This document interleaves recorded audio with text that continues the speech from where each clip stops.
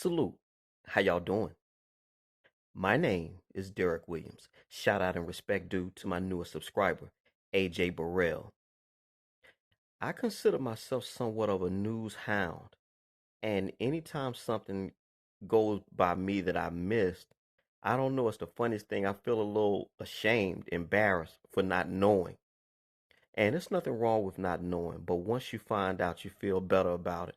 And I just scour the internet in search of truth, unfiltered truth that can be vetted. And at that point, then I can come up with an objective opinion about whatever topic it is on earth.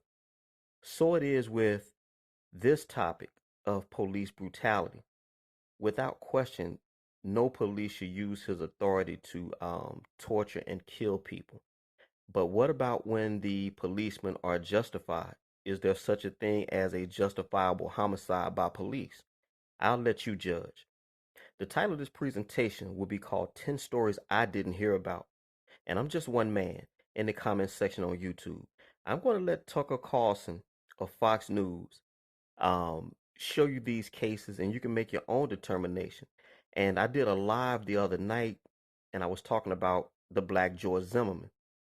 For the almost 3,200 subscribers that are on my YouTube channel, how many of you have heard of the Black George Zimmerman? And if you heard the story, how did you feel about it when you stack it up against the real George Zimmerman or the George Zimmerman in Sanford, Florida? The Black George Zimmerman, his name was Roderick Scott. You can look him up for yourself. All y'all take care. Greenville, Mississippi till I die. For the past 400 years stemming from slavery, there has been a genocide of black people in this country. I'm sick and tired of seeing black men and women be killed and nothing be done about it. We had a black man in the office, bro. They were still killing us, bro. Stop killing us! Stop killing us! Stop killing us! Stop killing us. It's chilling. And if you believe it and you're a decent person, you will be moved by it because it's awful. No American should ever be mistreated by those in authority, much less killed. The abuse of power is always and everywhere a sin, and it's increasingly common here. We should always work to end it. In this case, the death of a man at the hands of police in Minneapolis turned out to be a metaphor for abuse of power. That death has led to demands that we fire the nearly 700,000 police officers who work in the United States, and that we free the 1.5 million criminals who are now behind bars. In America, Joe Biden told us recently, quote, just the color of your skin puts your life at risk.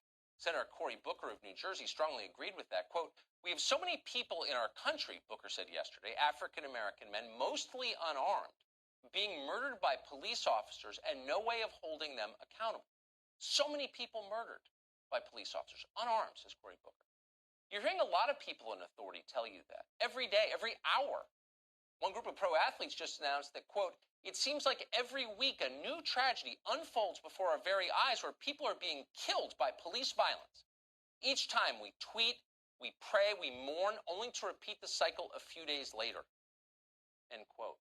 In the words of Ben Crump, who's the lawyer representing George Floyd's family in Minneapolis, what we're witnessing here in America is, quote, genocide. Genocide. If you believed we were seeing genocide, then you might understand the riots now in progress. There's nothing worse than genocide. But is it happening? Is any of this true? We should find out. Facts matter. What exactly are the numbers? We found the numbers, and we're going to go through them with you in some detail tonight because it's worth it. Since 2015, the Washington Post has maintained a comprehensive database of fatal police shootings in this country. Last year, the Post logged a total of 1,004 killings. Of the 802 shootings in which the race of police officer and the suspect was noted, 371 of those killed were white, 236 were black. The vast majority of those killed were not, in fact, unarmed. The vast majority were armed, and African-American suspects were significantly more likely to have a deadly weapon than white suspects. Yet more white suspects were killed. Overall, there were a total of precisely 10 cases in the United States last year, according to the Washington Post, in which unarmed African Americans were fatally shot by the police. There were 9 men and 1 woman. Now, as we said, a lot is at stake. The country is at stake. So we want to take the time now to go through these case by case into the specifics. The first was a man called Chinara Feep. He was killed by a Knoxville police officer called Dylan Williams. According to Williams, Feep attacked him, choked him, and then used a taser on him, the suspect on the police officer, before the officer shot him. 5 eyewitnesses corroborated the officer's claim, and the officer was not charged. The second case concerns a man called Marcus McVeigh. He was, by any description, a career criminal from San Angelo, Texas. He'd been convicted of aggravated assault, assault on a public servant, and organized criminal activity. At the time he was killed, he was wanted on drug dealing charges. A Texas state trooper pulled him over. McVeigh fled in his car, then he fled on foot into the woods. There he fought with a trooper and was shot and killed. The officer was not charged in that case.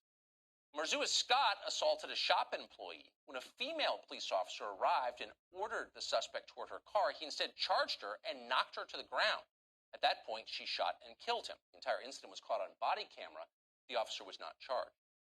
Ryan Twyman was being approached by 2 LA County deputies when he backed into one of them with his vehicle. The deputy was caught in the car door. He and his partner opened fire. The deputies were not charged in that case. Melvin Watkins of East Baton Rouge, Louisiana, was shot by a deputy after he allegedly drove his car toward the deputy at high speed. The deputy was not charged. Isaiah Lewis, meanwhile, wasn't just unarmed. He was completely naked. Williams broke into a house and then attacked a police officer.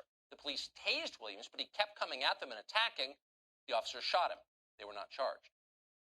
Atiana Johnson Jefferson was shot by a Fort Worth deputy called Aaron Dean. A neighbor had called a non-emergency number after seeing Johnson's door open, thinking something might be wrong. Police arrived. Johnson saw them approach from a window and was holding a gun at the time. According to body camera footage, the officer shot Johnson within seconds. Jefferson, that officer, has been charged with homicide. Christopher Whitfield was shot and killed in a place called Ethel, Louisiana. He had robbed a gas station.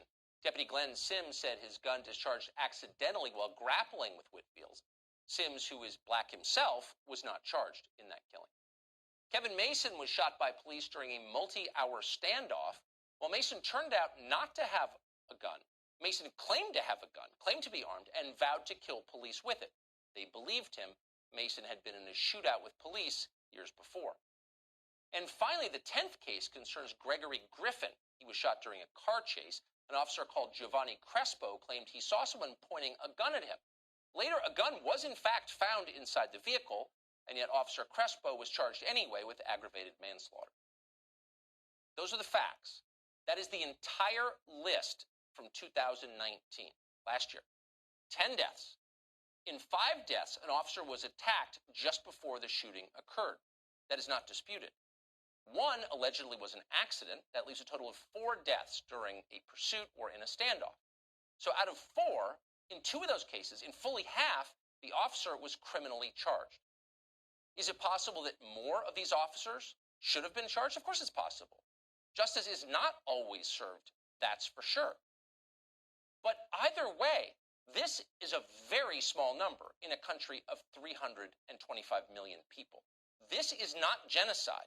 It's not even close to genocide. It is laughable to suggest it is. In fact, the number of police killings is dropping.